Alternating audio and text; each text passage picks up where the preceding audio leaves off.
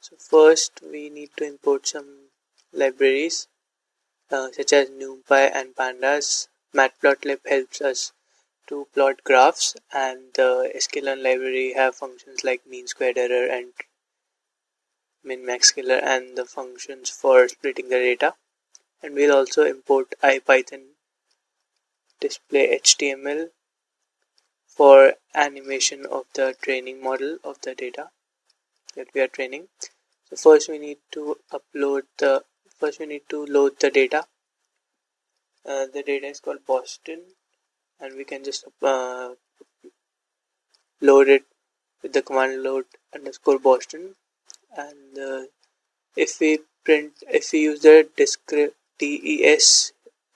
descr command, then we can get an output of the number of attributes that are present in the database, which are generally the features of the database from which we can predict the prices. So here we have 13 attributes and a median value, which is the 14th attribute. So now we will just use the data frame object present in the pandas library to assign the features column from the Boston data to a features array, to a features data frame, and then we can print it and we can see the result. There are 506 rows and 13 columns, which are the 13 features and 506 values. We can also use commands like feature and then call a separate column like NOx, which is the nitrogen level, and we can see the values. Now we'll assign the target, which is the prices we need to predict, which are the prices that we need to predict, and we can use the data frame object present in the pandas library here to assign the target column, and we can check and print it. We can also use functions like min and max here to print a minimum and a maximum value for a feature like target here. Now we just need to concatenate the features and the target into a data frame. We can just use the concat function of the pandas library, and the axis equals to 1 denotes the column wise concatenation. Here the default is axis equal to 0, which is a row wise concatenation.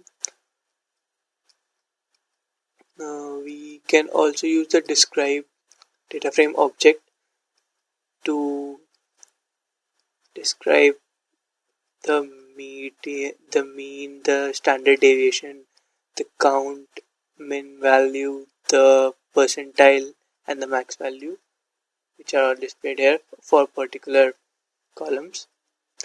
Now we just need to find the correlation between the target value and the features. Correlation is just a dependency rate of a feature and a target. How the change in a feature depends on the change of the target. Here we can use different type of correlation, but we are using Pearson's here. So we can just and we also will obtain absolute values for every attribute in the list feature, and then we can just zip them together in a list with the features and correlation value. Then we'll sort them and then unzip them again, and we can just use the matplotlib function, matplotlib library, to plot the graph against the attributes and see how they are dependent. We are taking the absolute value, so we'll get all the positive graphs, but if we remove the absolute function, we can plot the graph in which we have negative values and positive values for the correlation between target and attributes. We can see that lstat is an attribute on which the target value depends inversely, and the rm is the attribute on which the target value depends highly positively. Then we need to normalize the data. We'll use the lstat feature because the target value is affected by it the most from all the attributes, and then we'll use the target column for the y. Then we can normalize the data using the min-max scalar object and create an instance and use the fit transform function. We use the reshape function because the fit transform only allows vertical data, and then we can use slicing to change it back. Then we need to split the data into testing and training data. We'll take 80% of the data as the training data, and we'll take 20% of data as the testing data. Then we need to define some kind of a cost function. Here we are using the mean square error function. We need to define 3 functions for it to run. We will define error to find the mean square error. We'll define update to update the MNC slope for the linear regression equation using the update function, and we'll define the gradient descent function in which we can use the number of iterations to run a loop and check for error every time the M updates. After the error is less than the error threshold, we can break out of the loop and then save all the values in error case and return the final MNC value for the prediction.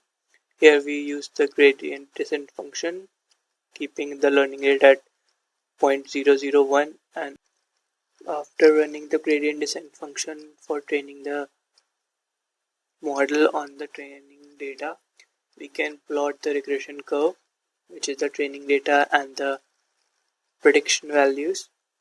We can see that the slope of the curve is negative because the LSTAT feature we use for the training model has a negative impact on the target value.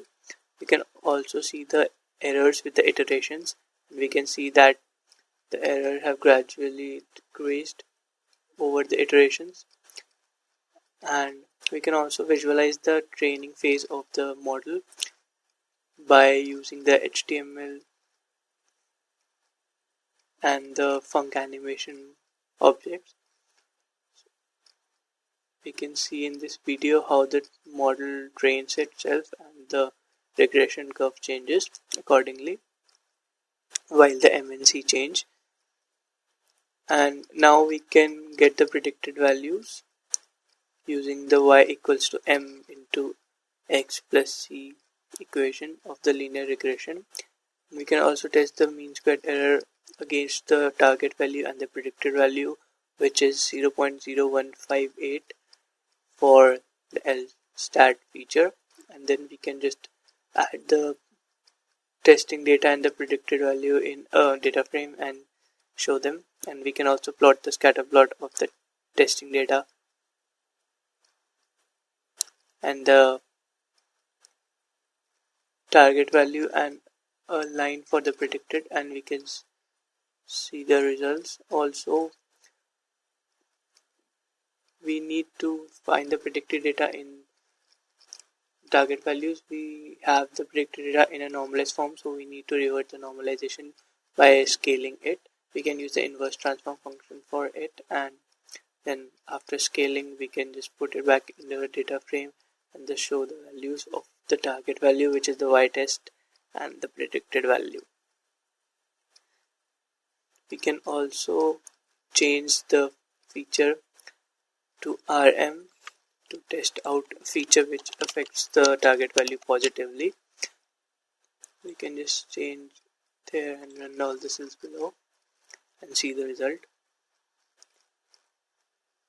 We can see here that the graph for the regression curve after training and the slope here is positive because RM affects target values in a positive way. This is the error graph curve, and we can see that the model now has changed its direction and the slope is positive. The mean squared error here is 0.02, which is approximately 2 times the mean square error for LSTAT. We can also change the training feature to something which affects the target value at a minimum rate, as CHAS is a dummy feature. We'll use this. Then we can change it here and run all cells below to see. After the training of the data has been done using the gradient descent function, we can see the slope and the values are scattered around the map because the target value is affected less by this feature.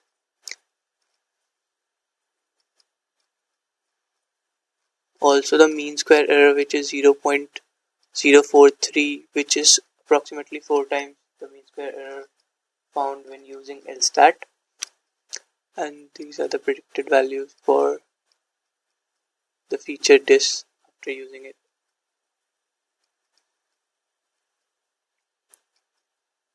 Thank you.